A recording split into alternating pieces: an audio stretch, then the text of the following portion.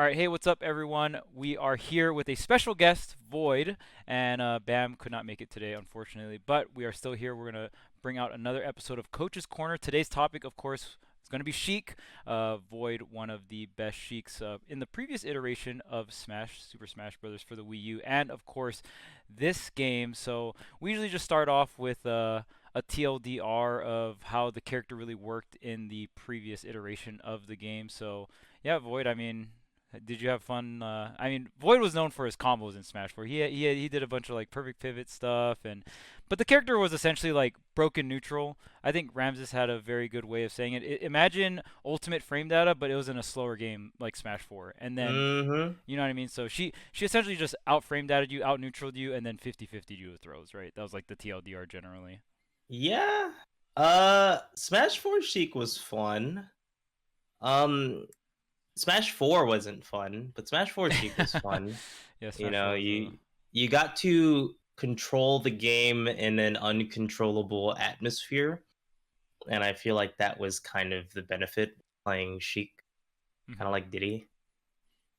Um, Albeit you got bullshitted more than like almost any other character, barring let's say like Mewtwo, because Mewtwo was just really light and big. Uh, but Sheik, while you had a lot of big pros, you were perfect combo weight for Smash 4, so you got cheesed a ridiculous amount as much as you controlled the game. So it was a good balance. I mean, she was top tier, right? So it all worked out in Mhm. her favor in the end. I feel like Sheik and Smash 4 just kind of also strived on a lot of characters not really capitalizing on a lot of her weaknesses. Like, of course, she could get janked, but the characters that janked her best, she also controlled a lot better than on average. Mm-hmm. And there wasn't like a character that abused her weaknesses that she also couldn't control. And I think, and we'll talk more about this later. I think in this game, it's like that dynamic has changed because of how the game has been real balanced. There are some characters where I feel like okay, they can abuse some of Sheik's weaknesses and she can like try to control them back, but they don't. She's not like dominant enough to really establish that in a significant way. Yeah, one thing that I always felt in Smash 4, and it's probably gonna sound crazy. I thought Needles sucked because nine times, well, let's not say nine. 7 times out of 10, if I threw needles, they would work, and then the 3 times out of 10, somebody jumped, which I'm probably dead because this is Smash 4. Right. Um, and I feel like in this game, it's like that factor kind of got significantly higher because there's a lot more characters that have the sheer mobility to beat needles. So then she has to fight, and it's really hard to fight in this game because, yeah, everybody has comparable frame data with better or bigger hitboxes. And it's not like her grounded safety isn't good, and I think that's the bigger issue when it comes to Sheik in Ultimate, at least. I will take care of Termy. No. Right. Well, So I guess we'll just get into the Sheik discourse, right? yeah. Since Charles doesn't need more than a TLDR about Sheik and Smash 4. Wait. I am the Sheik discourse. He's been there. There you go. Uh, I think we should probably start off addressing the elephant in the room while people are still watching, and that is that she can't kill. Oh Um, yeah, she sucks, man. She's dude, like yeah, bottom 15. I think if you live, if you die under 200, you probably fucked up against Sheik. No, but something that I notice in a lot of Sheik gameplay is like, so I play against Mr. R a lot, and of Mm-hmm. course, like I watch a lot of Sheik gameplay, and I've never been of the opinion that Sheik struggles to kill, but I think like there are situations in which she can. And what I've kind of noticed, especially since Sheik has been kind of like on the up and up, is that Sheik have gotten a lot smarter at looking for kills in ways that still keep their neutral intact. And I was kind of wondering what your take on that is. Like, do you feel like Sheik has a kill issue, or do you feel like it's like a limitation you can work around? And how do you personally go around playing around that factor of the character? I think the Sheik suck. I think a vast majority of Sheiks are not where they need to be. And I think the problem there is a lot of them try to play 2 Smash 4. The reason why I say that is even when it comes to punishes, like people are looking for like the landing nairs or like the F tilt setups and stuff like that, but they're not looking for like the spaced landing needles, the tipper down tilt, up air drag down, not down tilt up smash because down tilt up smash is pretty unreliable, but down tilt up air drag down to F smash. I still don't see like almost any Sheik get dragged down up air to F smash as consistently as I do, and it's really frustrating because that's probably her best setup. So then you have people respecting you at tipper down tilt range, which is a pretty uncontestable range. And you still have a lot of kill confirms like from that situation. I think a lot of Sheiks are too like tunneled on the fact that F tilt is good. Let's say that. Because F tilt minus 15, you're standing afterwards. A lot of characters can fight that. Down tilt minus 16, a little bit farther of a threat range because F tilt to confirm you have to be really close. And it's really reactable because like you're not committing to up smash, you're just committing to a short hop up air. It's not that punishable. There's a lot of avenues that she can take to try to find safe kill confirms that I don't think a lot of Sheiks really do. But the big issue there is the windows aren't massive per confirm, but there's many confirms per percent.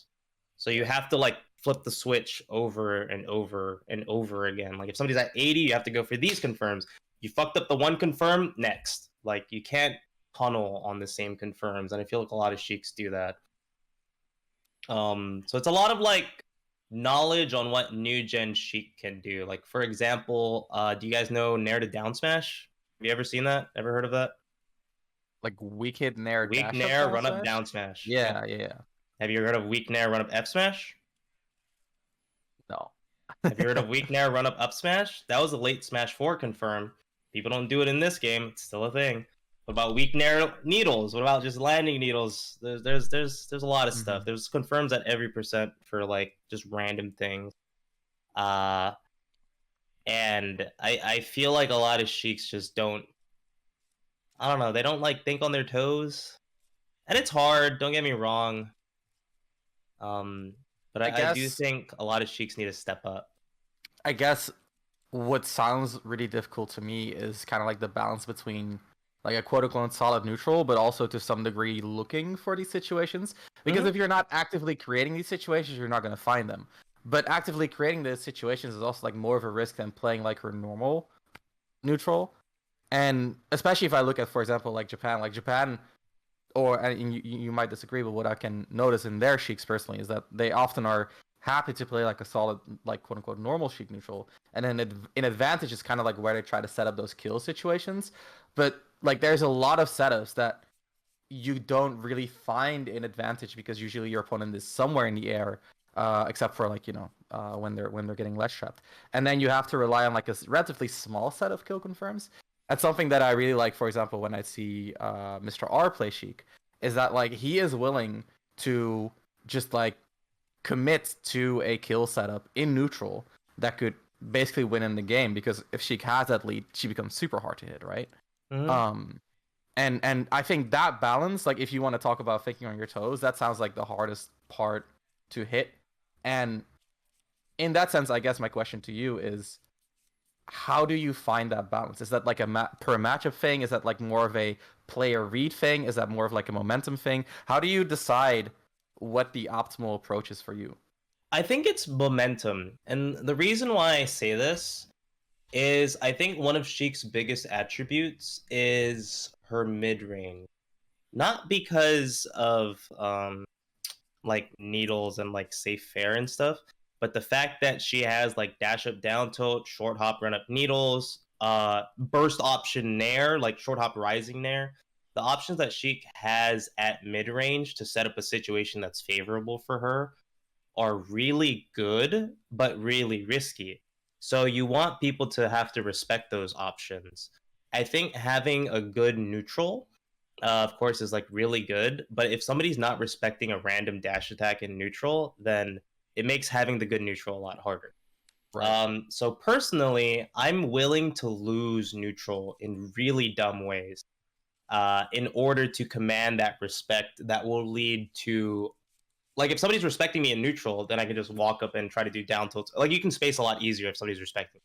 Right, and that's And where you find those confirms then, right? exactly. Yeah. So I'm willing to like take the L in neutral here and there if it means that the flow of neutral leads to a kill confirm in the future. That makes sense. I think saying like basically you're saying the good neutral is nice, but the threat of the good neutral is more useful to me in the long term than the actual good neutral itself. Exactly. Yeah, yeah. That makes sense. I think that's a really good answer to the whole she can kill debate to me. One really big thing too. I've talked to Charles about it a lot. I don't think people realize how good Sheik is with rage in this game. Oh yeah, Rage Sheik. Oh yeah, she's Um, ridiculous. Yeah, I've all of her kill experienced that a lot. confirms. Yeah, they become her kill confirms are way better. Her combos are way better. So like, I'm not always trying to just like live life at 30 to 40%. Like, if I can get to 80% and just dance around my opponent, that's a lot more beneficial for me than taking it slower, maybe being at like 40 or something. And like, there are situations. This goes back to down tilt up air F smash. Like, with rage, it's a lot easier to get. If I don't have rage and I actually get the down tilt situation, I'll go for down smash. My opponent is off stage, and they'll probably at like 120, 130. You kind of have to just play like good neutral Sheik at that, which isn't a problem. Don't get me wrong, but I would very much prefer, like, if I do get the situation, let's make it count. Let's make it count for more. Though down smashing somebody off stage, getting a full stack of needles, and being in advantage state is a pretty good plus. Yeah. They could be dead. Definitely not a minus. For sure, Yeah, it's not like a bad thing. Dude, her advantage state is still insane. Like even It's if you don't ridiculous. find your down tilt up air drag down, like you're still a threat all the time, especially off stage. It's crazy. And now you have landing needles, which is pretty much that's your kill aerial. That was a big thing that Sheik was kind of missing before. It also like if somebody's in disadvantage or in neutral and they throw out an attack, landing needles. Same thing with grounded needles, one of the best whiff punishing tools. You can just find kills making your opponent attack. And that's also like another big thing. Yeah, converting whiff punishes into kills. From safe distances too, because I feel like something that has made her a bit worse in Ultimate compared to Smash 4 is that like in Smash 4, punish windows were big enough to be pretty confident in your whiff punishes. Whereas in this game, like you can be a little bit off and like get reversaled in a huge way. But needles, like when I play against Mr. R, for example, like needles are a huge factor there because like needles give you that whiff punish opportunity, and if you do barely miss the windows, you're probably safe. So yeah, It's a very safe. totally. Pretty much. Yeah, it's very Yeah. safe to go for. Would you mind clarifying on something you said? I actually specifically received a question about a month ago, I believe. It was what is momentum exactly? Specifically as you are using it here. So when I regard momentum in neutral, I would say it's a lot of I have my opponent respecting my burst options. What am I going to do with it? And I think it's more so like it's like when a mouse falls into a mouse trap. I would say that's momentum, where you have somebody exactly where you want them to be, so you can do what you want. Like you feel comfortable enough to do what you want to, because you can do what you want to no matter what. But that doesn't mean it's going to work. It doesn't mean it's not going to work, you know. But you can just throw it out. But I feel like when you know your opponent's respecting certain options, then the creativity starts to flow. And I feel like that's how I would describe momentum in this case. It's like your best case scenario in neutral, right? Like Fox's win condition in neutral is like, oh, Fox is above you and you don't have enough time to anti-air. You are forced to shield. So you're shielding. Right. So it's like that situation in general, that's probably Fox's best case scenario, right? In terms of like, is he going to tomahawk you and like put you on the edge or juggle you? Like, so yeah, I feel like a lot of it is like just favorable positioning in neutral for you. And then you can do other things to force it. And I think one of the things that makes Sheik strong is she's very like needles makes it so she's strong in a lot of situations, in my opinion, because it's so Mm-hmm. safe, because it converts into so much in this game. She didn't get that much off of needles in Smash 4. Smash 4 needles were Yeah. like rising needle, bouncy fish off stage. Like that was pretty much your only needle confirm. But she can Or like, like full range needles on landing. hmm right, right. Something else pretty good. Right, and like if they go into tumble, but in this game, it's like you can do landing needles into whatever. I think needles in general is There's probably also grounded needle confirms in this right into game. dash attack and stuff Grounded like needles that. dash attack, grounded needles tilts as a whiff punish from close range. Right, Like 20%. so it's like now I think needles is one of the best projectiles in the entire game, personally. Agreed. Yeah. So it's like it's so crazy to me that there's so many different strengths, and she has so many different strengths and so many different ranges. I think that's what blows my mind about Sheik. And on top of that, like in Smash 4, it felt like you were trying to be a robot in a sense, where it's like because Play you Need the perfectly good and you'll be neutral. you had to play invincible. perfect Yeah. neutral, and you also could not get rage, right? If you think about Yeah. how rage works, rage is a very like this is one of the reasons why I think Inkling fell off, because you are gonna be in rage more than you're not in rage, in my opinion. Because players tend to play more safe the higher the percent is, right? So naturally, if you're good and both players are playing well, they're gonna be at high percents longer than they are at low percents. So Mm-hmm. your character being strong with rage, I think, is another really big deal for Sheik. I still think Sheik was overall stronger in Smash 4, but Mm-hmm. she's very different and could be better in certain matchup slash scenarios, because especially with the rage Sheik, I think that's one of the biggest changes with Sheik coming from Smash 4. Mm-hmm. I have the opinion, and I'm sure Charles knows. I think Sheik is better in this game than she was in Smash 4.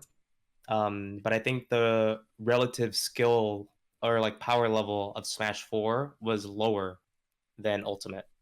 That's So fair, yeah. although I Yeah, think she's I a better agree. character, I think Ultimate has like harder hitters in that regard. So like I think if this Sheik was in Smash 4, she'd be insane.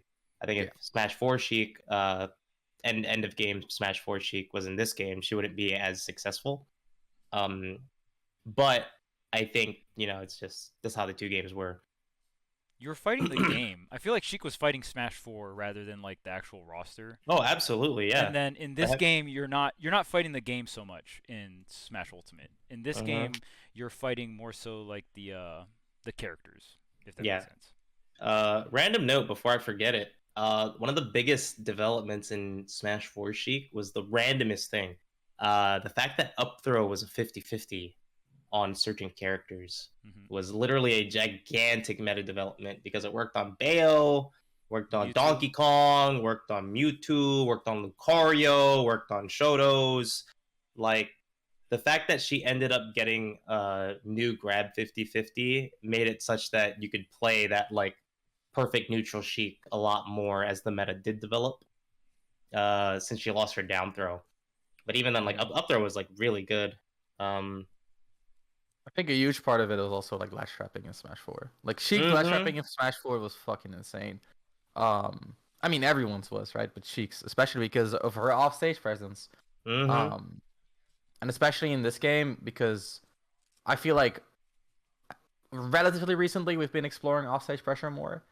And that plus like the Sheik resurgence like kind of like showed again that Sheik ledge trapping can be insane, because she has some like extremely simple tools that are so like effective. Like you can run up tilt, catch a lot of ledge jumps with Sheik, which is Mhm. like a privilege that most characters don't have, And right? it Like catching also ledge hits jumps. ledge hang. Exactly, and then confirms into a down B while they're Mhm. basically in the blast zone. Mhm. So like in that sense, I feel like she's also gotten a lot of improvement where, you just find your kills at the right moments, kind of the same as Smash 4, right? Find your kills at the right moment, and the Yeah. more you can lead your options into kills, the better. Um, Especially for Sheik, where another thing is that I feel like people have generally gotten a lot better at juggling, which makes opponents opt for the ledge more. Which means that Yeah. right now, like, yeah, the focus on ledge trap has been bigger, which Sheik just capitalizes on super well. Mhm. Speaking of Smash 4, I recall Tweak saying that he hated playing against Sheik because she was so fast that he had to make guesses instead of being able to really react to what she was doing. I know that it is a common opinion that that aspect of Sheik kind of carried over into Ultimate as a whole. Do you feel that that aspect of Sheik kind of carries over into the cast of Ultimate? I think I think so. But I guess kind of for different reasons. Because in Smash 4, I don't think run up Nair was as good as it is now. I think short hop Nair, like and approaching with it falling, kind of like I think that was a lot more of the option in 4. But I think in this game, like Sheik's dash attack is just really good. Um, Along with the fact that run up nair is a combo starter, it causes knockdowns at certain percents. I think there are situations where you do have to guess for a lot of characters, but not for everybody, because I think there are. I call it like a stray hitting archetype, like a character that doesn't want to hit confirm. I feel like those characters kind of have to guess around Sheik. Like let's say Joker. Joker kind of has to guess around Sheik, but he doesn't have to guess in a spot where it's bad for him. In Smash 4, I feel like you had to guess a lot more in these spots as well because drop shield was a lot stronger. So Sheik could approach you with shield, and it was like if you messed up, you're gonna get Nair out of shielded, or you're gonna get F tilt out of shielded, which F tilt was really good. In situations like that. But in this game, I feel like you have to guess more on when she's attacking instead of when she's defending aggressively. And I think that can be like a really big difference. Though Sheik does have the best dash shield in the game, shield in this game is a lot worse, so it's not as big of a plus as it could be. You mentioned before that you are aware of how unsafe her normals essentially are. For perspective to our listeners, Sheik's forward tilt is roughly the same minus as Roy's forward tilt on block. The people still tend to not punish Sheik's normals on block. I presume because of the limited hit lag modifier, just making it difficult to react to. What would you recommend to people who are struggling to punish that on reaction? Like, what do you recommend that they practice to do? I think the biggest thing when it comes to Sheik options, and a lot of top players do this as well, punish the second option. Don't punish the first. Because if a Sheik is trying to hit you, usually their first option is going to be really safe. And then they're going to try to cover that with a fast, less safe option, which of course you're going to do like aerial into grounded move. So I would more so say try to find out what gaps you're getting baited to. And then that's where you want to try to punish the Sheik. Like, for example, I think one of the biggest things that I see all the time, I do this too. I did it earlier today, and I was like, oh man, I shouldn't be doing this. It's down tilt, F tilt. People do the down tilt, and the down tilt doesn't hit, but like they're like, oh, I might get punished, so let's do an F tilt. And like it gives the opponent a lot of time overall to think about like, yo, they down tilted, but maybe I was too late on the punish. Let's see what they do next. And Sheik's like, let's say like strike throw game isn't that great. Her grab range isn't massive. She's not trying to hit these tilts on you right next to you. So usually Sheik will do like attack. She's not going to do attack into, or it'll be like attack into less safe attack. And I think trying to catch on to that rhythm is really important. It's like one thing that I've been trying to work on where like I want to do something, and then if things don't work out, just run. Whether it's like with a retreating nair, more often lately, I've been trying to do retreating fair because fair's hitbox is like, it's a lot farther. You can even do like flick shot fair to go a lot farther, drift away. You can fast fall. You don't have to worry about your foot being extended all the time. So for the Sheiks that are troubled by this, try to replace your like pressure with a safe aerial or retreating aerial versus another grounded tilt, because your ground tilts aren't safe. They're risks to throw out. So as long as you're aware of that, you know, you can throw out an F tilt and be like, yeah, I deserve to die. Or, you know, you can just try to run away. Or you can just be safe. Yeah. Consider following. So that actually leads into a question on my end. So we talked about this a bit before, where we were talking about like balancing finding a kill and playing like your normal neutral, and now you're talking about like how do you exert pressure versus how do you stay safe. And I feel like at the end of the day, the core of why Sheik is hard to play, well, outside of having low hit lag and having to confirm things and having specific kill Yeah, options, all the other etc. stuff. Right. Outside of like all the things that make her hard, she all so the core skill that you need to have is basically weighing these two opposites or more opposites that kind of like exist in the same space of options. Like for example, I can play neutral in a way that's safe, or neutral in a way that gets me kills, or I can play neutral aggressively, or I can play neutral defensively.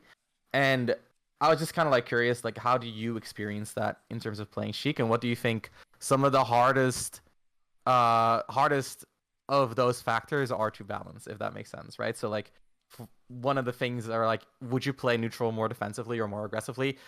That could be like a very hard thing to balance, or maybe that's like one of the easier things to balance. What do you think are like the harder areas of her play in which she has to like balance two opposing factors? I think the hardest thing, actually, yeah, I've never thought about this. Uh, and most of the time I just like get mad at other Sheiks for doing this. But like it makes sense now that I think about it. I think the hardest thing to balance is playing defensively without needles. Because I think a lot of Sheiks are like, I'm playing defensively. And it's like, you don't like needles on its own. Like, let's say somebody's at 30%, a 3 stack of needles isn't gonna do anything. So you have to play defensively, but you can't give up the space that you're already in, like when you decide to switch. Because if you switch and you get the needles, your needles aren't doing anything. They're really not. Right. Getting a full stack of needles will be nice, but you're going to get to a point where you have to play defensively without using needles. You have to use your body. And I think that has to be one of the hardest things, both at like, let's say mid percents and late percents. Because at late percents, you want to use needles, but needles, they're really punishable if they miss. And Mhm. if you hit shield, you have to recharge them. You're gonna have to fight with your body eventually. But I think when you have the option to create space and charge needles, and picking between am I going to be defensive with needles or without needles, I think that can be one of the hardest things. Personally, I'm on the train of I just don't like giving up advantage. So if I have somebody cornered and I don't have a full stack of needles, I like to push that advantage to create a situation for me to get needles. And even for me, like sometimes I actually think I should just run. I think I'm the idiot in this situation. If I want to be completely honest, I think I'm playing it wrong. But I think that would be like more of a situation, because in that situation, I'm trying to push my advantage without needles, but I can keep my advantage without needles, and I think that's more so like that's where the two The gray angel or the area. angel and the Yeah. devil exists. It's like, Yeah. yo man, they're cornered, VoiD, and I'm just like, yeah, they are. You could kill them. Well, especially I'm with like, the setups, right? With like, because I feel like now Sheik has more corner setups that aren't just like Sour Nair, right? Like you, mm-hmm. especially like drag down setups, and most people opting to jump out of the corner. Like I've had VoiD just literally catch my jump, not even setting up into the up air, but like dragging me down. And especially if you catch ledge jump with drag down, this is a very common situation where people with directional air dodge SD, and it's intentional because they think they have to tech onto the ground, right? Or shield the Or they want potential to shield misconfirm. the potential misconfirm. Then when you get people scared of doing that specific air dodge, guess what confirms more frequently is going to be the down smash or the forward smash Mm-hmm. if they get up on stage, because they don't want to take that risk of going for the frame perfect shield on the ground because they could SD, right? So there's like a lot of intricate like human interactions going on with Sheik 2 that are really interesting, especially in the corner, because she can confirm in the air and on the ground into a forward smash that is now more consistent and has very high knockback. Oh right? yeah, I forgot. I used the move in Smash 4, and I like, what's it called? I hyped it up in Smash 4, but that move sucked. but it was strong. It was strong, It but was inconsistent. strong. It Inconsistent. just sucked. Yeah. So in this game, I mean, it's not the best, but it is better. It is better, So- and I'll take that. Mentality wise, right? And this is very personal, but it's gonna be interesting either way. Oh, you're fine. So I feel like for complex characters, it's important to know your own biases in decision making. So for example, you're aware of I prioritize pressure maybe a bit too much. So when you find yourself in a tournament set and someone's in the corner, is that awareness of the bias, is that gonna make you overcompensate and play extra defensive, or is that something that you're willing to give into and kind of like, let that moment be a result of your practice? Or do you try to like compensate for it in a moment, if that makes sense? So I'm evil. I pick bad options on purpose, like Right. genuinely, because I know that when the situation arises, I can pick a good option. Or for example, I'll do bad nairs for a whole set on purpose in these like pressure situations, and I'm gonna keep pushing it. And then when the time comes, and I know you're like, oh, he's doing bad nairs, I'm gonna do this punish. I'll do a really good nair, and then I'll just create the situation that leads to a kill.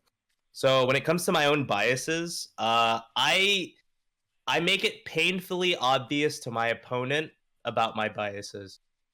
And I'm like, either you're going to lose to it, or I already know the answer that you're going to find, and I'm going to answer that.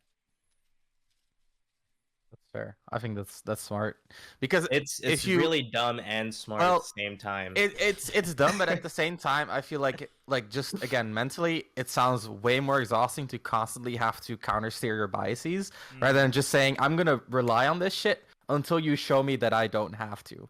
Yeah. Which also makes you a lot more comfortable, and I think is gonna last you Mhm. a lot longer in a bracket. So, yeah, that's good. And it's like like low tier mains, how they know literally everything you're thinking of before you get there because they've been in that situation way more than you. Yeah. It's kind of like that. Yeah. If I fight a Ganon and he just like hits me with a sour dash attack into up air and I'm like slightly over here, I'm like, oh, of course, I'm just gonna escape vertically. And he's like, dude, I fought like 10 million other players that do this exact same thing. And like to me, I'm like, I'm just fighting Ganondorf. Yeah, Do you ever feel like at like high pressure situations you lose because you counter adapt too late because you're showing a bias and someone is just punishing you for it before you can adjust, because you're also like, you're playing Sheik, you're doing a lot of shit at the same time, right? So like it's one of the things that can fall by the wayside. Have you ever regretted relying on that? Sometimes, but it's not like a bad situation. Like usually, I have a, let's say, what is it? I have a principle. I have a principle that if I'm gonna lose, I want my opponent to work for it. And I think kind of everybody should feel that way. Like, even though I have my biases and I'm going to play specific ways, if I'm in a bad situation, I'm going to try my hardest to make this bad situation work out in my favor. Like, if I'm trying to recover off of something, I'm going to go for the deepest recovery, make sure I hit the tech, make sure I like hold down to make my 2-frame a little later, so on and so forth. Like I really want to make sure I'm not losing because I'm not putting forth that effort in these situations that I'm putting myself. Like if I go for an edge guard and I miss, it's not like, yo, I need to go back to stage and make sure I get my advantage back. It's like, I'm in disadvantage. I need to work my way back. I put myself here. That's fine. As long as I don't give it to my opponent for free. And, if you make your opponent start to work for things, this goes back to like, if they think I'm going to do the good option, then the bad option's really good, right? So like you can afford to be lazier in certain situations. You can hit them with different mix-ups because they think you're going to be really smart, stuff like that. And yeah, I've definitely got in trouble for my biases a lot. Like sometimes I'm too close during advantage state, or I didn't retreat from ledge to get full needles and suddenly I'm dead. And I'm like, well, it is what it is. Because even if I go for the other option, it's not guaranteed that I'm going to win, because that's a whole other like flow chart of things that couldn't happen. So I'm just really good at being like, it is what it is. I played the way I wanted to. I practiced the way I wanted to, and things ended up this way. Whether I wanted that or not, it's kind of what happened. We worked during the match to get this result, and that's okay. Like win or lose, we got the result, and we can work off of that result. And I think that's more of like the important thing. It's a really good mentality. Yeah. I Yeah. agree. Not easy to get there for sure. Very productive.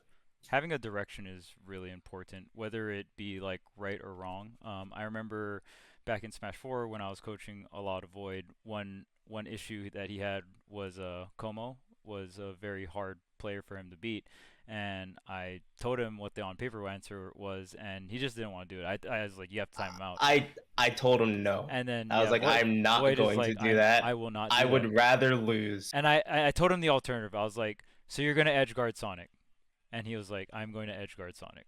And I was like, that's really fucking hard. And he was just like, I will edge guard Sonic. I was like, okay, like you're gonna either like edge guard / ledge trap him and like get the KO, or or I'm gonna lose. Or right, or you like there, or even like against the Buzz, everyone was cashing out their wins with Cloud, right? I was like, dude, Pocket Cloud. I was like, just go Cloud. You have the fundamentals. Like everyone's my getting, Cloud was good, and his Cloud was. That's good. the worst part. VoiD's Cloud, my Cloud had was sauce. good. Yeah, and he put time into the character because he just liked the Final Fantasy franchise. So I mean, when Cloud first came out, the U.S. thought he wasn't that great, but VoiD played a lot of them like I thought on he was release. pretty good. Yeah, and he shared the opinion that he thought the character was really good. But I mean, no matter what, there's on paper answers for certain scenarios, but just going in a direction and committing to it, and I think just that ideology alone is very good to have, because you get information on that direction and then you can pivot the direction after you get the information, right? But being scattered all over the place, it'll take you longer to get to that point, because if you're scattered all over the place, you still just don't have a direction, right? Agree. I think the more important thing, like in the moment, is to let the interaction, kind of what I said before, let it be a result of your practice. Because if you in the moment decide to do something that is like, that you're trying out or that you feel is correct but that you haven't done before, and you lose, there's no information to gain out of that because you don't understand the nuance of the decision. So it's better to pick something that might be bad or might be the devil on your shoulder going, VoiD, you can murder him in cold blood. You gotta do this. Get the clip. Clip him. I think that's way better because of the information you get out of it, and as long as you play to like the information economy in any game, there is a way to get the win. Because at the end of the day, like the RPS at the core of any interaction, even if it sucks ass, if you're more nimble mentally at playing the information war surrounding that action and surrounding the situation that you're creating to lead into that action, then you can win. And that's generally also like how at least personally I recommend people to approach bad matchups, is to just like understand the information surrounding your win condition even in a bad matchup, and surrounding the creation of a situation in which you can reach your win condition. And if you're just like more nimble at doing that, you can easily win like -1 matchups, etc. One thing that I like, kind of echoing that I tell a lot of people is if I do an option and my answer is like, why'd I do that option? I don't know. I think that's one of the worst things ever. Yeah, I agree. I would rather consciously make like a bad decision than unconsciously make a good decision. Albeit like I don't expect people to remember why they picked every option, because it can be really hard. Like I've talked to a lot of top players, and like I'll be playing friendlies with them, and I'm like, hey man, during like stock 2 you did this, and I think you could have done this better, and they're just like, I don't remember that at all. Yeah. Stock 2, and I was like, what? I was like, it just happened. Like, so yeah, I don't expect everyone to remember everything, but I do think it's good to make like conscious decisions. And yeah, this goes back to like things that you practice, things that you want to execute in the game. Those decisions hold the most merit, and like you can always create like flow charts out of them. Like I've created mix-ups off of the dumbest things because I do it and I'm like, well, this is what happened, so like let's learn off of it. Like Ramen double jabbing his shield and then doing like jump reverse needles. Double jab isn't really safe. probably going to get punished. But the jump reverse needles afterwards, a lot of people punish a little slowly, or maybe they like punish poorly. Because fun fact, Sheik's double jab in this game, it's her safest ground normal outside of up tilt 2, but up tilt 2 doesn't count. Super reactable and punishable, yeah. Yeah. So no, I get you.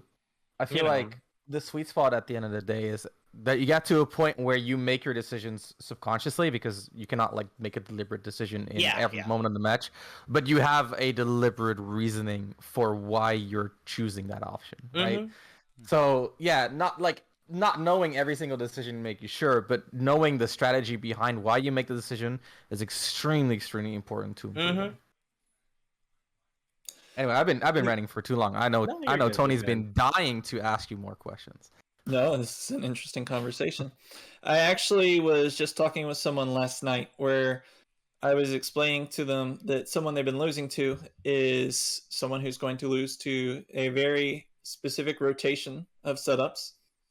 And they said, I don't want to play that way because I would rather lose and just play a different character than play that level of degeneracy.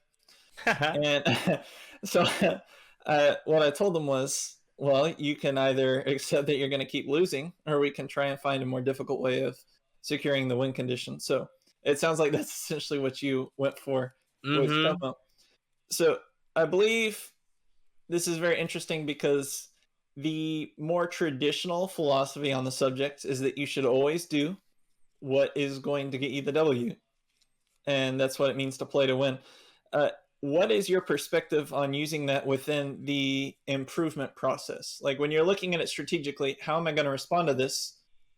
And you're discounting something that very clearly is going to get you a win, but it's not something you want to use. Then how do you implement that into your process?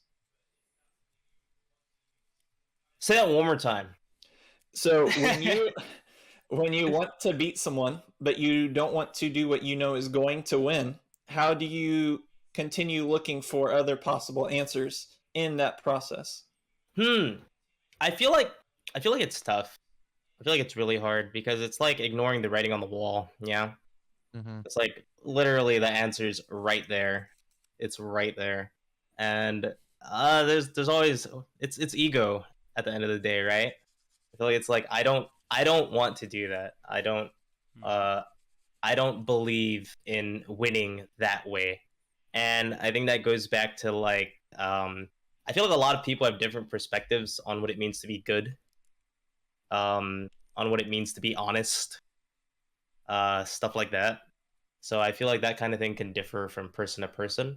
I think when it came to Como specifically, I had beaten him prior in different methods. So I believed in exploring the methods that had worked previously, although are not currently working. It didn't work out. Just for reference, I think I lost to Como for like the last 3 or 4 sets that we played in Smash 4. The Hyrule Saga set was funny. Hyrule Saga set, I think I took the first stock from him. I just looked at him and he just sat on the other side of the stage and I was like, huh, you're really gonna do this? I was like, I took the first stock. I have like a really good lead. There's maybe like 4 minutes left. I took the first stock pretty early.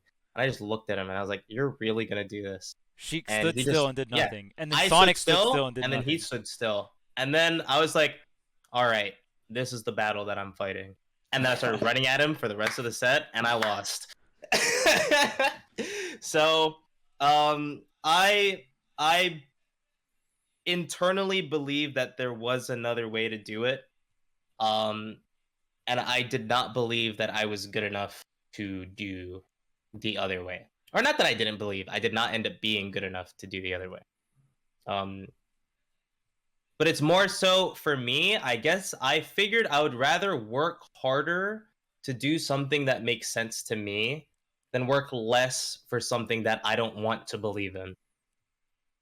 That was kind of like the crossroads that I was at. And a lot of that comes from like the community I grew up in, which was the Hawaii community.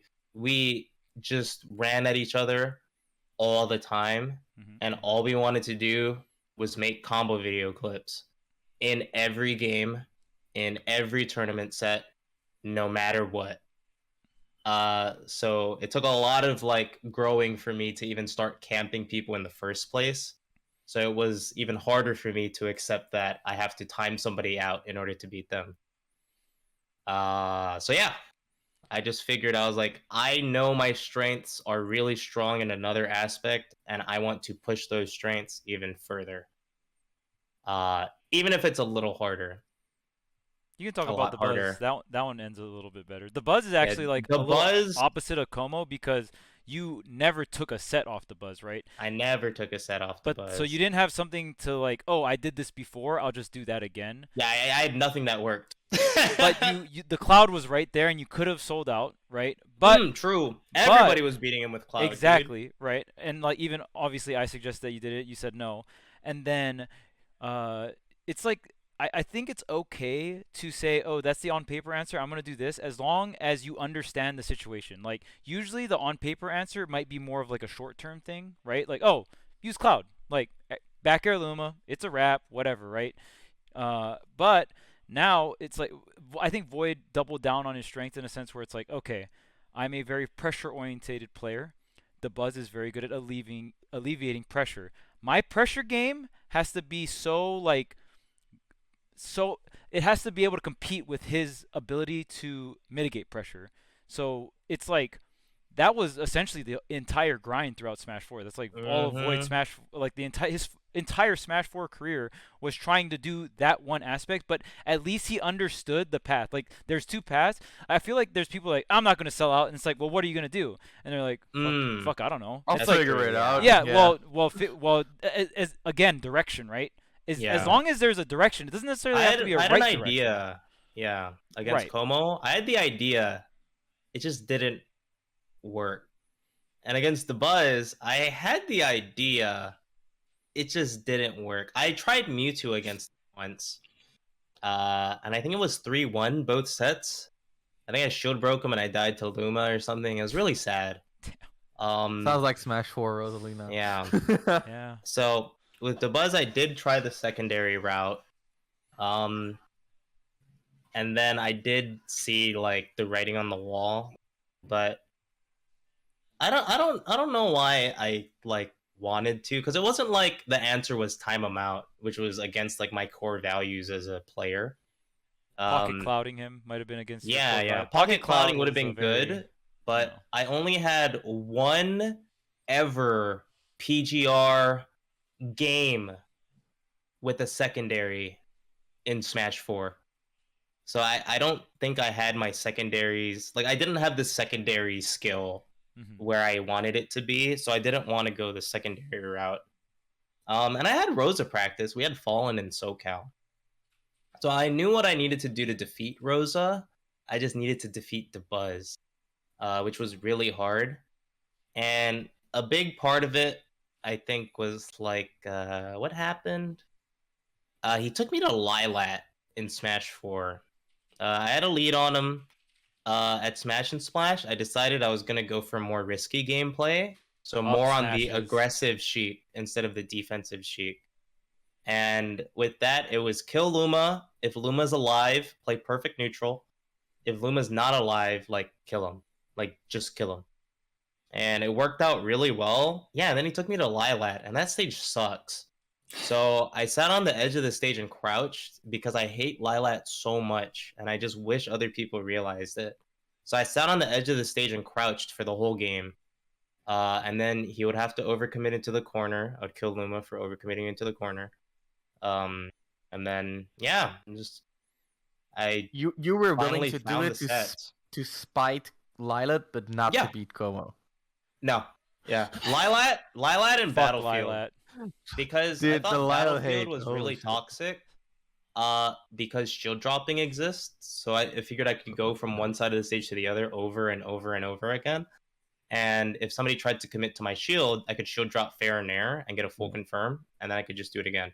So I didn't like playing on those stages, and I made it very evident to my opponents via degenerate gameplay. I'm like, let's just play on better stages so we can have better sets, or I'm going to play like this.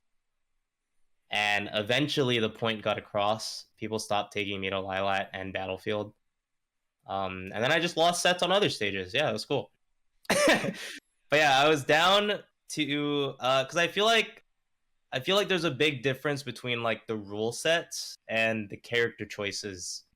Like I feel like character choices is kind of a little more anybody's game. You know, we all have access to the character select screen, but Sure. at the end of the day, we have to play at the discretion of whatever rule set the TO has. And I just don't like that all the time. You know, like having Battlefield and Dreamland and Smash 4 on the same rule set was really stupid. That was whack. Toxic. Lilat, as much as people did like it or it could have been good, I thought it had really bad qualities. And I felt like the best way to show that was through top level gameplay. Because if you see a top player doing it, then something's wrong. If you see a high or a mid level player doing it, it's not a top player, so it doesn't matter.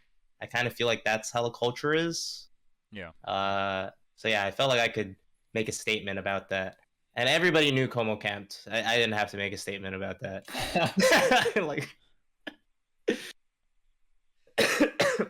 So, Sounds like sorry, Go just ahead, Tony. one Go last ahead. follow-up question. Mhm.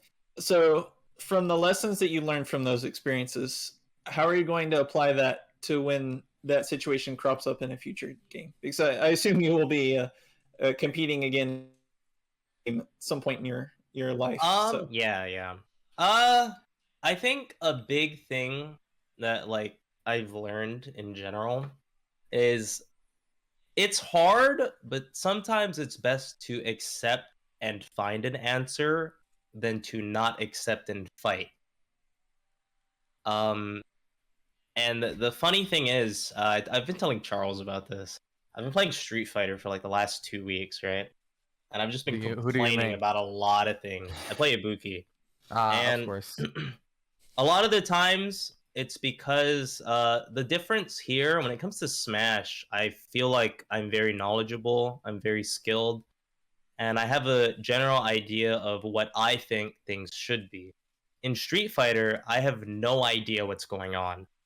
And when I come into a blockade in Street Fighter, a lot of the time, I can just like take a step back, be like, okay, maybe this is stupid, maybe it's not stupid. Let's try to find an answer. And I feel like that approach has been helping me out a lot. And I feel like even with Smash, like for example, Steve, Kazuya, I know buzzwords, haha.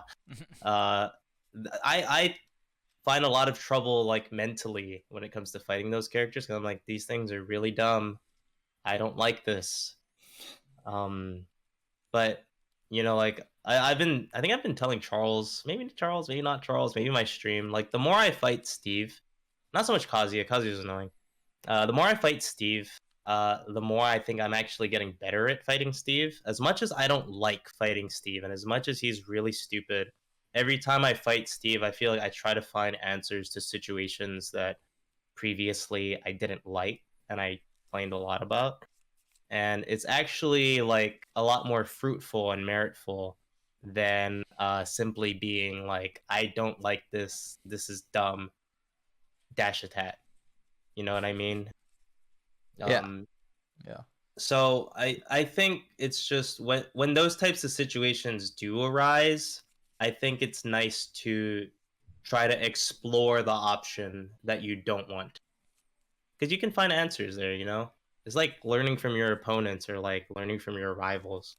Sometimes when people shit talk me, for example, they're like, bro, you fucking suck. Your neutral is ass. And I'm like, what do you mean? They're like, yeah, every time you're in this neutral situation, you do the same thing every time. And I'm like, oh, wow. And I'm like, you're right. I do that same thing every time.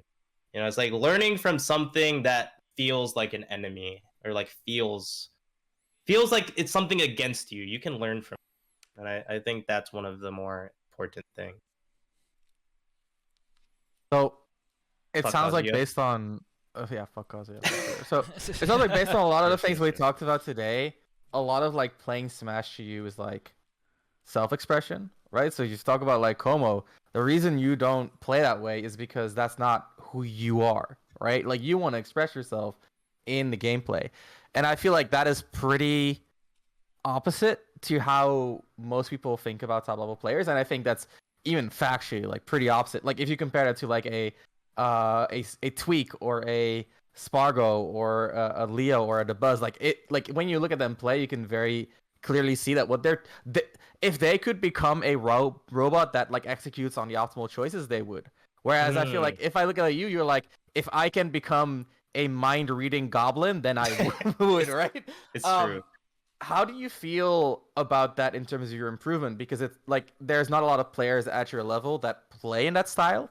So in terms of your improvement, of course, there's not a lot of Sheiks at your level, but there's also not a lot of people that approach the game from your perspective. So a lot of your improvement comes from, well, basically your own exploration. Do you ever feel like handicapped about that, or is that something that you pride yourself in? Like, tell me a bit about like that I think position it's in the community. awesome, actually.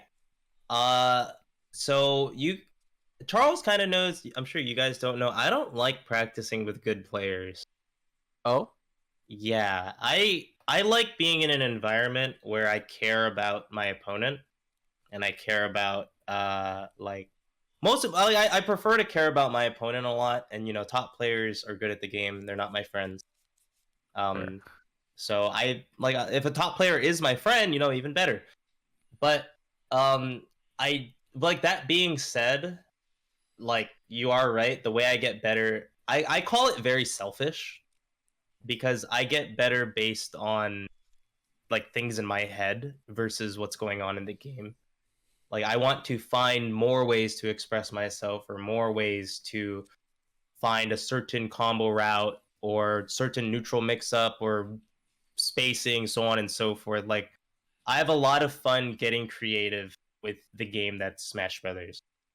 And that doesn't relate to who I'm playing against.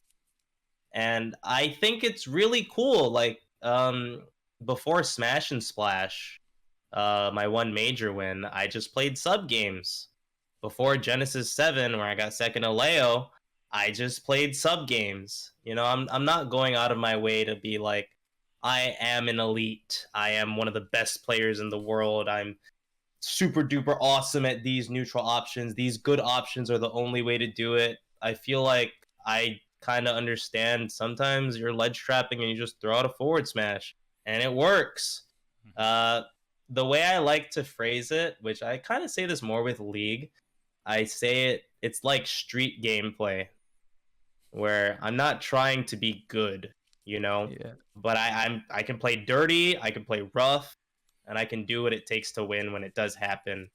But I've like taken that to an extreme. Like clearly I know how to play really good. Clearly I have really good habits here and there, but I don't think that's where my gameplay shines. And Fair. I think it keeps the game fun for me. I know some people don't like playing against players at certain skill levels. And I think that kind of sucks. I think it's really nice to play games with my friends. That's like a really big thing to me. And if I can play games with my friends and still feel like I'm improving at the game, it's a win for all of us. I think it's very powerful too because you're taking like almost full ownership of the improvement process, because I feel like, so I talked about this with Gluttony, and Gluttony's like, yeah, well, I mean, my region is not at like a worldwide top level, which impairs my improvement. And I was like, but dude, like, you can know the things that people are beating you for. You can figure that out even playing against those level players, because at the end of the day, like, playing against better players helps you improve more easily because they're showing you what you're doing wrong, they're punishing you. But you can know that yourself even when you're not getting punished for it. And because your approach is so selfish, like, you're taking a lot of control over that process. And I think in a lot of ways, like, it's a lot more work. Let's agree on that. Oh, I think so, yeah. Yeah, but it's also like I said, you have a lot more control. So I think that's really cool. I like it a lot. That's cool. I think I had to, by the way, because I started in Hawaii. I was about to and bring that up, Hawaii, Hawaii is not a good region. Not that like we're bad. I mean, we're kind of bad, but we do have. We're definitely bad. Yeah, we have a few like in the, diamonds in the rough. Comparison to the global whole entire scale, world. yeah, we're not that yes, good. Yes. We have a few diamonds in the rough, but it's not a lot. So improving in Hawaii was a lot of let's watch top players, let's see what they do, let's see what I do. Why am I not doing that? And just like understanding the differences without being in the situation. Yeah, Just like exactly. it's a lot of thinking. But I'm a thinker, so Yeah. I'm a thinker outside a game, Overthinker. not a thinker overthinker. in game. Overthinker. I hope no one at top level is a thinker in game, because that I hope that game so. goes way too Yeah, it's fast too to be a fast. thinker in game. Yeah, no chess Uh, moves. Yeah, no chess moves. one thing I actually think VoiD is one of the best players in the world at improving with not top level resources because of where he's from. And even when we prepped for Apex 2015, which is the first tournament VoiD and I traveled out to, I didn't even enter the tournament because we didn't know how majors worked. I was like, I want to coach you, but I don't know if I play at the same time or something. So we just entered doubles and entered singles. But the way we practice is like I had Smash fundamentals. I was like one of the top players in Hawaii in Brawl, so I had at least like some Smash fundamentals. We practiced and we looked at his bracket and like different characters he could go up against, and like I was playing like Luigi and stuff like that, and then like especially with my pockets, he would like VoiD just two stalking me, but we knew the punish games of the characters, right? So like there'd be situations where like he two stalks me and I'm like, I actually think you lost that match. And then Yeah. VoiD would be like, And like, well, think about it. yeah, we'll think about it and talk about it. Like, and then VoiD would be like, why? And I'd be like, well, off that grab, you should have been at this. Then I would have had this advantage. Like, you know what I mean? Like, in a sense, kind I of get theory you. crafting. So it's like, because I Shadow feel like boxing, basically. Yeah. shadow boxing, Yeah. right? Like, I have like decent fundamentals, and like the Luigi players or whatever character I'm playing, they'll probably have a little bit better fundamentals, but they're also gonna have a punish game too. So if Better like punish if game. you're and you're playing Sheik, right? So I'm like, you're playing Sheik, and I still hit you, like I still won neutral like 9 times, right? Yeah. You lost. Like, you know what I'm saying? So it's like, even in that sense, because I feel like, and this is something that I think VoiD, another reason why VoiD is very talented at just like learning things really quickly is his ego's in check. Obviously, he's shitting on me, right? But he knows that I have more experience in the overall spectrum of things, and like we just respect each other's knowledge of the game, right? So, in that sense, VoiD, we would do these shadow boxing scenarios and all that other stuff. And even though he's two stalking someone over and over again for like over like 8 How to 10 stalk hours, Charles for hours. literally 8 Literally 8 to 10 hours. 8 to 10 hours like a time sometimes. Okay, some like there would be some days where like it would like I piss know me what off. day you're thinking of. Yes, there In was the one time. garage. Yes, I was Yep. fucking pissed. Charles was so mad. I don't remember. Do you remember what you said? I can't remember, dude. All right, Charles was just so. Oh, right. I don't know if you were playing Fox, but I was literally like just styling on you, Yes. and you just got so mad. I know you said something like, "Dude, like I'm not that shitty. Like you are not going to keep styling on me like this." Like, and he just went off, and I'm just sitting there like. It's And so then, funny like, because I he just has didn't his ego say- in check, but I don't have mine. Yeah. And I'm just my I ego's just like don't not say in check anything. whatsoever. I'm just like, and I could feel it coming, you know, Yeah. two stalking him for hours. Dude, that and I can tension feel it. builds up. It's like Yes, palpable. I Yeah, know it's I coming. know what you mean. I know what So you then mean. he finally lets it out, and I'm just sitting there, and I'm like, and then he's like, "I'm sorry, dude, I didn't mean it." And I'm like, "It's okay, man." And then we just kept playing. Yeah. But it's like that.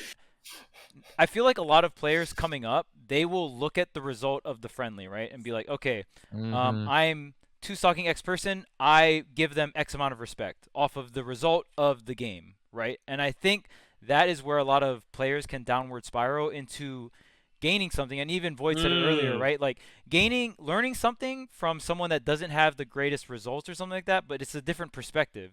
And you can Yeah. still learn a bunch of things about anything from people that aren't as like skilled as you or has the results as you and stuff like that. Obviously take it with a grain of salt, and you got to be able to decipher, good feedback from bad feedback, Mhm. right? But yeah, I think that is probably one of the main things if you're coming up from like a region that, isn't on the US mainland, right? Like Tri-State Mhm. used to be like the shits for every single Smash game. You have so much resources, right, in terms of like top level players and stuff. So knowing how to navigate that, I think, was one It's a of big VoiD's plus. biggest strengths, right? And like, even knowing, because even when VoiD went to SoCal and we would just like talk on the phone or whatever, right? Like still trying to help each other out and still trying to coach VoiD. It's like the battle was, it's like we knew what the situation was. VoiD is fighting the lack of experience. Like the entire Yeah. time VoiD's there, it's like his combo game's better. Like on paper, like on hit, like he's I better. hit people harder than everyone else, and that's all I have. Right. And then That it's was like, it. but he's getting hit more in neutral because he lacks experience. Mhm. So it's like even knowing the situation you're at, and then Yeah, because- knowing where you need to get better, right, knowing and where you're strong, where you're weak. Direction. It's direction All about again. direction, Yeah. Yep. One side note about Hawaii and shadowboxing. I don't know. I think Charles did this when we were practicing against Ice Climbers players in Brawl. If we got grabbed, we would drop the chain grab. SD. Yeah. We would Yeah. It's like we know we're dead. Like you should be dead. You should So be dead. let's not pretend. Yeah. We okay, don't have to dead, pretend. just We run can off. we can simulate Get it. rid of the execution checks. Yeah. Yeah. Yeah. You can do the execution check later. I'm not trying to Yeah, watch this. do it in sequence. bracket. Do it in Yeah, bracket. Do it in bracket or whatever. I'm not trying to watch it. Like you grab me, just let me release and I'll run off and we can Yeah. play neutral. I don't want to like watch this over and over again. It's so Mhm. annoying. But yeah, So- did you have anything else to ask, Tony? I was going to ask on that point. So, do you believe that your situation on how you developed as a player is unique to you? I recommend that most people kind of push their advantage, their reward on neutral, essentially what they win off of neutral before they start learning to, or really focus on learning neutral, or just tackle the whole thing at once. I would say it was unique to me in a forced way because we just didn't. What I believed was good neutral, or what I experienced as good neutral was nowhere near what good neutral was. So I knew that there was no way I could experience good neutral. Like there was a point in Smash 4, I think after Apex, where me and another Hawaii player, Lethal Trilogy, like we would go back and forth, and I feel like we ended up getting pretty good neutral. Not good, but like we knew what we needed to do to like move forward. But until that point where like I experienced it, I feel like I had to practice the punish game. I didn't feel like I had an option. And I feel like most people, especially nowadays, I feel like you have a lot more of an option. I feel like Alt Online is a little better. In my personal opinion. Yeah. Well, in terms of player base. Yeah. So I feel like there is a lot more options currently. Even stuff like online tournaments, online tournaments wasn't really a thing in Hawaii. Also, we live in the middle of the ocean, so it was a little hard anyway. Mm-hmm. But I feel like a lot of players in general do tend to focus on the hits versus the neutral. I don't think that's too like unique to me, but I more so feel like it was just an extreme where I was like, if I want to like be as good as I want to be, I have to catch up on the neutral part no matter what. And it's a lot harder to practice neutral. So, and Charles can attest to this, I would lab for like 8 hours a day in Smash 4 vanilla training mode. I figured out the ins and outs of the training mode, and I figured out what I could do. The shadow boxing of this is no DI. If they DI in, it'll look something like this. If they DI out, it'll look something like this. I would ask our friend who doesn't really play Smash, I'm like, hey, could you DI for an hour or two? And we can just like hang out because Custom I really training need mod this pack, bro. practice. Yeah. And yeah, I think it was definitely like to an extreme because out of all the resources I had, improving my punish game was the only like thing I could do sometimes. Because yeah, Charles would go to work. Charles was my A1 since day one, and he's working 8 hours, and I'm skipping school probably. No, but I think I graduated at this time. All right, I graduated. I'm not at college, so not skipping school, being a good boy that has no work, labbing for 8 hours. At Literally, my house. Charles leaves. I'm at his house labbing. Charles gets home, And I'm I have to play this labbing. freak that just labbed for Yeah. 8 hours, and he fucking hits me Yeah. once and kills me. It's so bullshit. Okay, sorry. So I definitely feel like it's not unique in that regard that I wanted to learn how to hit people first, but it's more so I had more time to learn how to hit people versus playing the actual game. And it kind of just developed the way that it did. Yeah, that situation's unique because you didn't have the option to go online to practice neutral. I feel like Yeah, players I have couldn't the play option, people. even if it's not the best. Like Smash 4 Hawaii Wi-Fi was bad. I don't know how I bad. played computers. Yeah, Not as drastically as Mewtwo King, but more so like I would do these combos in training mode, and I'm like, I know computers will frame one air dodge. In Smash 4, they frame one air dodge. If my combo is not frame tight, these computers are going to dodge. And I cannot have that happen. right. So it was definitely like a big grind in that regard. Plus perfect pivots as well, right? Perfect And pivots was pivots, a yeah. I perfect had to pivots came practice. out, and then That was And that shield was drops. that was the VoiD Gambit. well. So in terms Do of perfect in pivots Hawaii, pay off or not? right, No, It- on the global scale, nobody used them. right. But like shield, Ramses said shield dropping, but And shield shield dropping drops, was yeah. like And shield later. drop. That was later That was though. That was the second Gambit. Right. But I'm the perfect. reason it's not in this game. Me and Cosmos. Woo! But perfect pivots Damn it, came dude. out really early. Actually, we found out about perfect pivots. Everyone thought It it was was on troll. 3DS. Yeah, everyone thought it Yeah. was troll, and I remember me and VoiD looking at the tech, and we were like, this might be what puts you. Like this could be your Mhm. secret weapon because everyone thinks it's troll, but we labbed it. We literally labbed it, and we are like, wait, because like This is solid. yeah, we're like, you literally get more damage. You get Mhm, combo mhm. extensions and stuff like that. But like, everyone thought it was troll. They wrote it off, whatever, right, for the most part. But that was kind of like the secret weapon. I was like, okay, well, if you lab and you practice this, and like no one else knows it, like this is your trump card. This is your Yeah. curveball, right? Like, And then the second one was the VoiD combo. The yeah. legend. fun fact. There was a DI that you could do against the VoiD combo, and it would not true combo. Because me and VoiD literally labbed out every Labbed single every DI direction at for every every percent single, on every move. on every move. Do you mean like cardinals or like like more granular than that? I think just a It's specific like just direction. one direction the whole way. Yeah, just through. a general direction. You Okay, could Too crazy. you could just DI down the entire combo, Mm-hmm. I and the see, bouncing okay, the okay, bouncing okay. fish Yeah, would bouncing the, fish is too high. the bouncing fish would miss.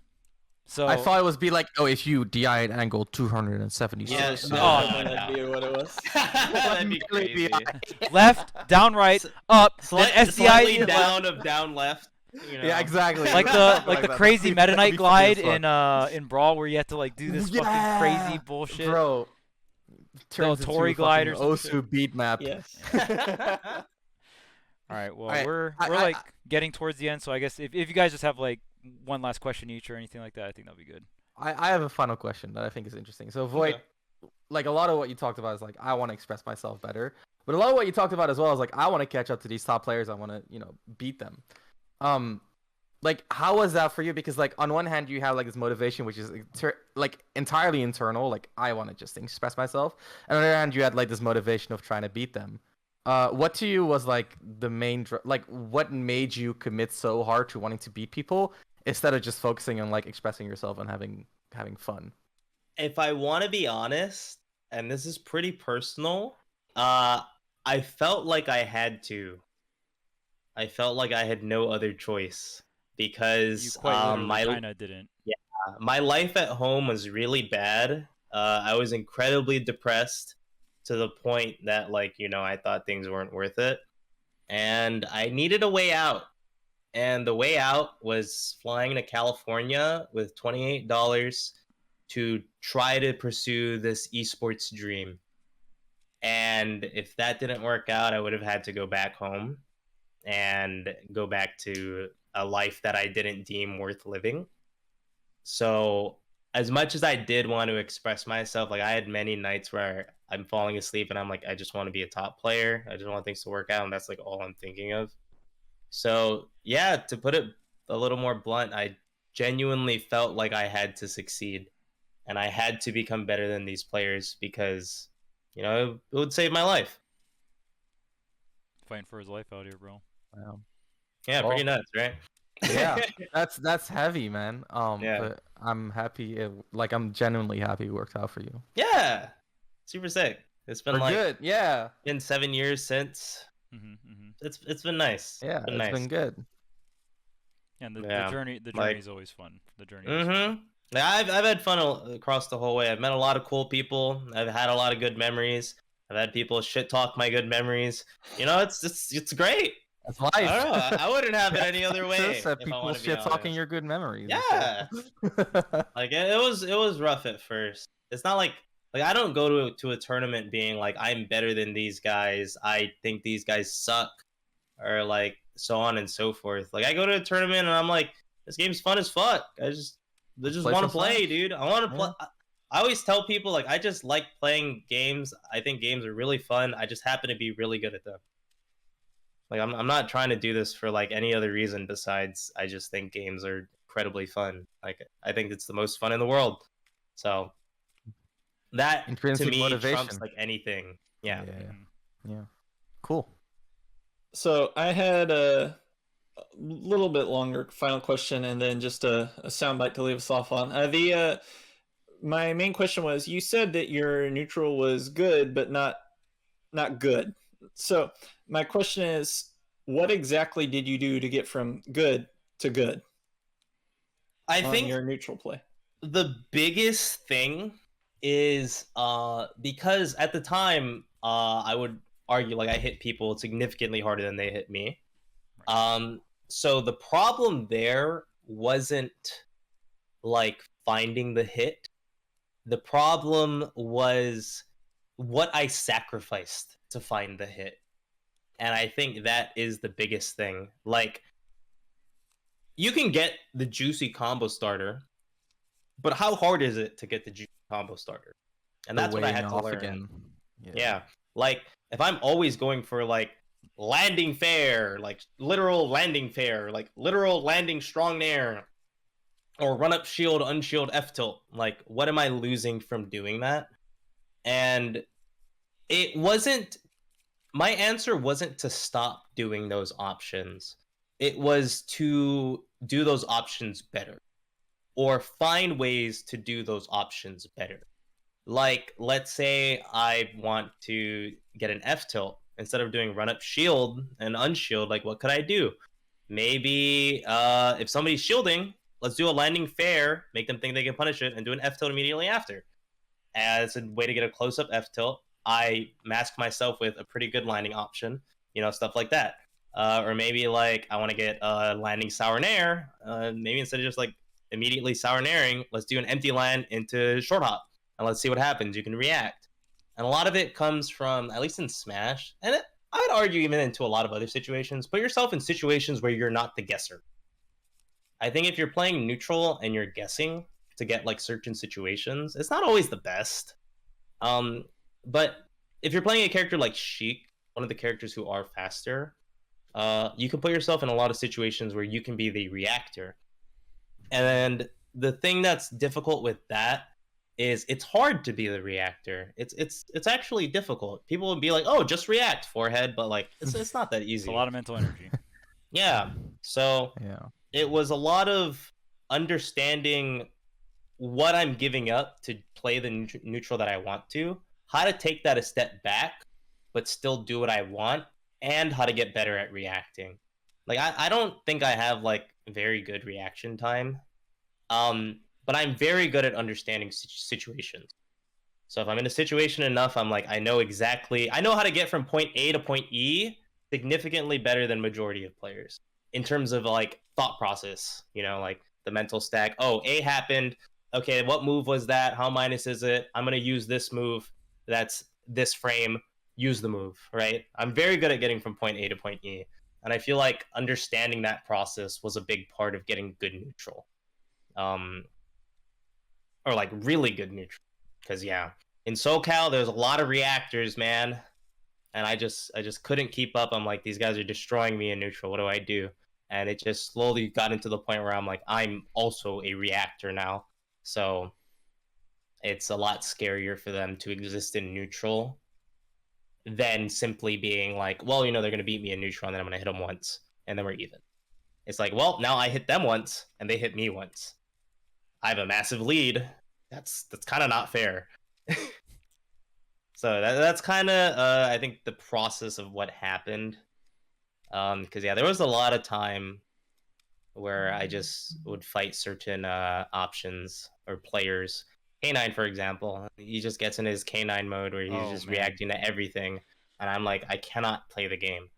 And then it just got to a point where I'm like, he's reacting really fast, and I'm like, exhale, like, let's get this. And yeah, it happened just like over time. I think a lot of people kind of start off with like how do I do the thing the best, and then you learn about reacting, and then you learn that reacting is really fucking hard because, like you said, your mental stack, your anticipation, and you're not just reacting to an action, you're reacting to the changing situations. And then, do you react to the changing situation? Do you react to the fact that you reacted late to the changing situation? That's Do a you hard react one. to the fact that they reacted late, etc., etc., right? So like you're anticipating like 20 things at once, and every anticipation that you add or remove or that you focus on or not is its own like inherent risk reward. It's fucking hard, dude. Happening in So, fractions of a second. Yes. It's crazy. By the way, that point A to point E thing, there's actually like a name for that. It's called the OODA loop. It's used in American military training. It stands for Observe, Orient, Decide, Act, which is basically exactly what you described. So that's cool. You discovered a No. military combat concept on your own, which There's a Sajam video about it regarding FGC stuff. Yeah. That's dope. It says prioritizing the mental stat. I'll link it to you. It's a good watch. All right. The Sage 9 minutes. I'll give it a watch. Yeah, this is interesting. Cool. My final question to go ahead and close it out for me is you mentioned that Sheik players suck. So what do you recommend that Sheik players in your experience should be doing right now to start progressing to that next level?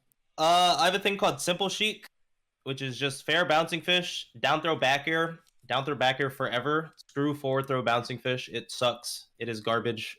It does not work well with rage. Just down throw back air. You get a better situation. You get 2 less %.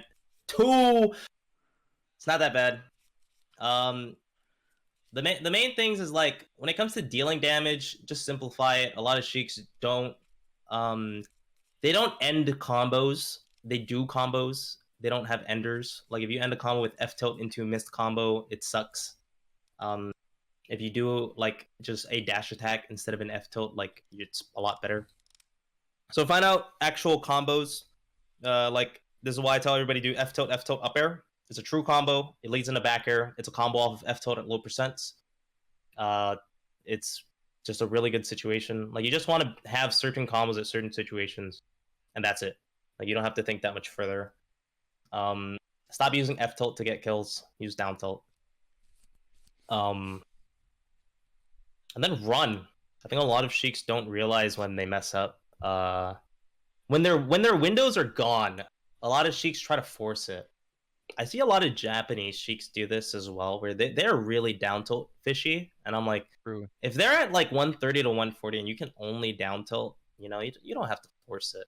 I don't think they've ever done like an aerial in neutral in their life. It's all run up down tilt. Yeah, I'm like, just get the straight hit, get advantage, play advantage. That's fine. It is a lot harder to learn though, but I do think a lot of Sheiks in general just have simpler combo games. You can freestyle off of simple combos. There's nothing wrong with that. And then when it comes to getting kills, get kills in advantage. You don't have to force it in neutral. You don't have to run up and F tilt people in the middle of the stage at like 100%. You just put someone on the ledge, be like, hold these needles. Oh, I missed. Sucks. Oh well. It's not bad. That's the big thing. Just know when to give up when it comes to killing people. Right. And this is at any percent. Like, if somebody's at 80 and I go for down air and my up smash misses, don't hang on to what could have been. Just go next. You have a million confirms. You have a million ways to play neutral. And as long as your opponent is not thinking of your next option, like, you're fine. Just constantly go next. Except for your combo game. Simple combos. Go next. Kill style. I think Easy clap. that's a lot of your experience coming through as a Sheik main in Smash 4. I feel like that maybe Mhm. some of the other players don't have is playing. You want to get your KO confirms as Sheik, but you will not always get that situation, right? And Mhm. sorry, I'm always like making these side comparisons to Fox, so I just like understand Fox. But like Light has gotten very good at not stealing his back air, lasering to get in kill percentages, understanding the situation where it's like, okay, I didn't get in our up smash, I'm just gonna keep lasering you.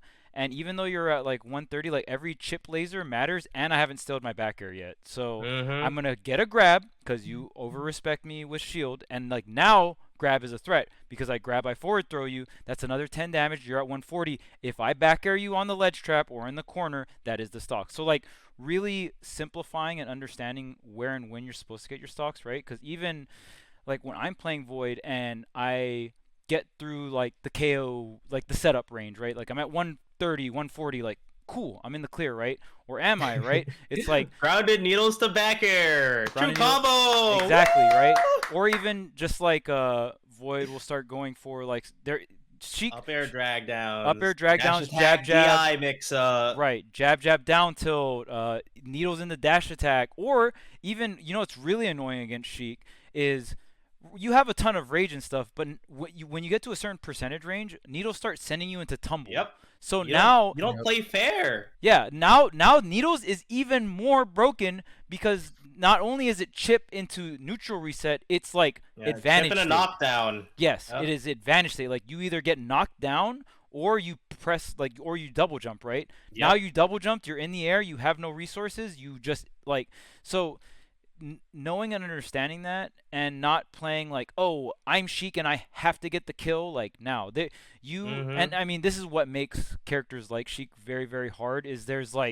so many different percentages layered onto each other, right? Like 70%, you have these. Oh, it's 80%. Now it's Mhm. this. Now it's 90. So even because it's so complicated, even just trying to find a way to simplify it is very strong, right? Like you can try to think of all these combos, or you can just be like, as long as I end the combo off with like this, it's fine. Like Yep. whatever filler bullshit, and then like into a juggle, or filler bullshit into off stage, but I'm on stage and I have like good amount of recovery, right? Like being able to simplify your strats are very, very strong. Oh, they're above 140. Fuck it. I got needles. Like I have super crazy Mhm. strong neutral. I can just keep out neutraling them, and they'll die to dash attack at 200. I have the tools They to keep died a winning jab neutral. at 180. 180, they died to jab. Like Yep. you Jab, still jab, dash have attack, DI mix up. you still have a Woo! ton of outs. I feel like Sheiks, they when they get to that point, they feel They like they think 130 is their last out. exactly, and they That's the thing. don't know their other outs for other percentages, but you have them. You absolutely Mhm. have them. You just have I, to play a little bit of a different style of Sheik, but like you have them. there's games I play on stream where I'll get somebody to 140 and let's say I'm at 64%. I get somebody to 140. And then I get them to like 185 and I kill them with jab jab F tilt and I'm at 65%. And people are like, "Wow, dude, you had to work really hard." And I'm like, they didn't get a chance to play. Like they had to fight Yeah. needles in neutral from across the stage the whole time. As soon as they landed, I dash attacked, so now they have to land with shield. They're still fighting needles. Like it's really hard. It's really hard for a lot of characters to exist at that point. Not to say that it's not Yeah. possible. Don't get me wrong. I've gotten cheesed here and there, but the fact that like it gets to a point where the opponent they have to work really hard to get an opportunity to get advantage state. And I think that's definitely like a big plus of Sheik. Even like prior to the later percents, like she's still a really good neutral character. She still has really good frame data, even though everybody else does. That doesn't mean that she doesn't. She still does really good damage. A lot of her combos end off in a really good advantage state situation. You know, she has everything that she needs to succeed in this game. And I think that's more of like how I feel about her. Whether she's like really, really good or good, who knows? But I think she has enough tools to do what she needs to do. And I think that's the most important. Yeah, the way I just generally view her is in the matchup she's good in, Sheik is always a low risk character, by the way. Like, don't get it twisted. This character is always low risk. Now Sheik in matchups that Sheik is good at, it's like, does she have low risk and high return? That's the matchup she's good at, right? Characters Yeah. like Ice Climbers and stuff like that that can trade with her, or it's a little harder for her to Yeah. combo. She Low has risk, to play. low return. She has to play a low risk, low return game, right? Now, also Mhm. when you get into the later phases of the game, that's when you have to be able to play low risk, low return, which is why Mhm. Sheiks currently suck at playing the hyper late game, right? I'll just say that. It's like Mhm. super high percentages, right? And then they also suck in matchups that Sheik suck in because that same Or concept, even the evens. or In even the, some in of the the evens, right? some of the evens and some of the like for example, Wolf. I think Sheik beats Wolf. But I don't think many Sheiks play to the same degree. Mm-hmm. And even then, if Sheik didn't beat Wolf, I would say it's even. But I think most Sheiks will play such that it's -1 at best for the Sheik. And a lot of that does come from like you need to know what this low risk, low return gameplay looks like. For example, in that matchup specifically, let's say around 107% or so, I'll start dying to up smash out of shield. Up smash is frame 13, if I'm not mistaken. So it'll punish Sheik's F tilt and down tilt. It'll also trample Sheik's F tilt and down tilt, but it will not punish Sheik's jabs. So if I start using jab 1 and also jab 2 on Wolf's shield, I could get shield grabbed, but I won't get up smash. And that's a very big like risk reward thing in regards to that matchup. If Wolf isn't killing me for shielding, suddenly it's a lot harder for Wolf to find the kills. And I can still use these jabs to get a situation on Wolf because he doesn't have the fastest ground normals afterwards anyway. Or I can just, rapid jab to get him off stage, so on and so forth. So that's like a great example of a low risk, low return Sheik. And then like Sheik outcamps Wolf as well. So Mhm. Wolf has to fight Sheik. But Sheik cannot fight Wolf 1-1. He has big hitboxes. So, Yeah. I think that's like a great example of a situation where a lot of Sheik players would falter, but like I love fighting Wolf. I think fighting Wolf is so free. Outside of down smash 2 frames, but can't do much That's about that. everyone versus Wolf, isn't it? Yeah. It's like you have a lot of fun, and then you get 2 framed at 60, and Mm-hmm. bye bye. All right. Well, if you that will be it for now. I mean, I know that was a little longer episode, but I think we had a lot of interesting topics. So hope you guys enjoyed. If you guys are watching on VoiD's Twitch, you guys can check out Smash University on YouTube. Smash University, just search Smash University and you'll see it. And if you guys are watching from YouTube, I hope you guys enjoyed all the content. And until next time, class dismissed.